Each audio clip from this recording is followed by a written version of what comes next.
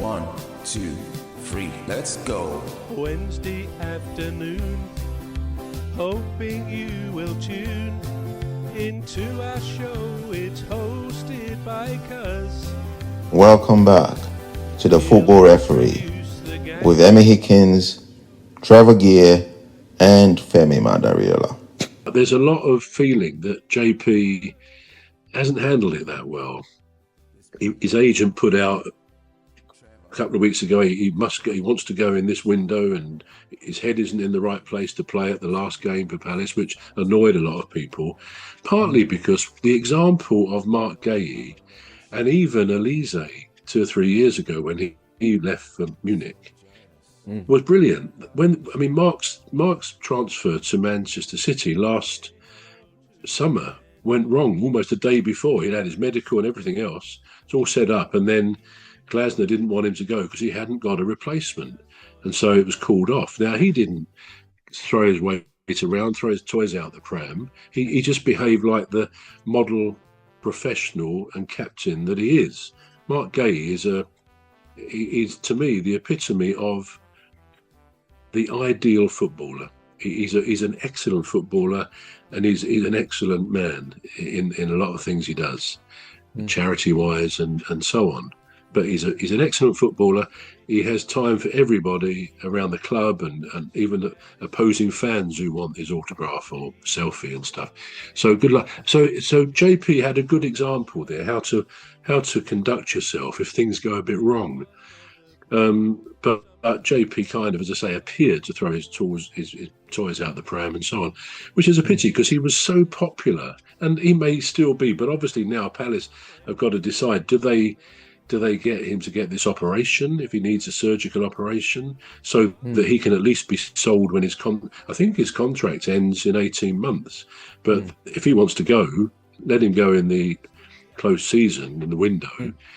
But he's got to be fit, because otherwise no club might come for him. Conversely, it may be that AC Milan or Juventus or someone else might say, well, look, we'll offer you a cut price 15 million. And maybe Palace would accept that, because you say, well, it's better than not getting anything for a player who's got an injury. And we know he's desperate to play in the World Cup for France. But and maybe this is where it all sort of started. He scored a couple of goals when he was in the first couple of games for France in recent times. And maybe I don't know, I won't say it went to his head a bit, but he perhaps felt he had more power as a footballer to dictate what he wants and where he wants to go. So it's going to be interesting. I think if he's going to play at some stage, but then having bought these new players, I don't think JP will get preference over them in the.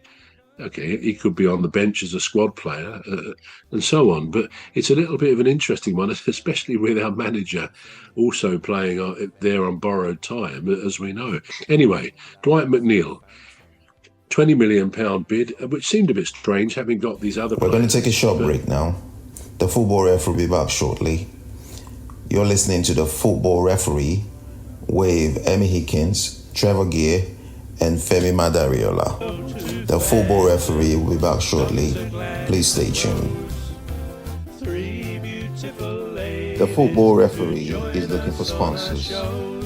If you're a business out there looking to spread the word about the products and services you offer, please get in touch on our website, deepstuffrecords.com. And also, if you're looking to get involved on this show, please reach out via our Facebook page, Deepstuff Radio or Deepstuff Records. Thank you. Say hello to old Mimi, Dr. Gladys and Rose, 3 beautiful ladies who join us on our shows. There's one other bro, sometimes joins us on the show. His contribution's thoughtful and smart. Femi is his name.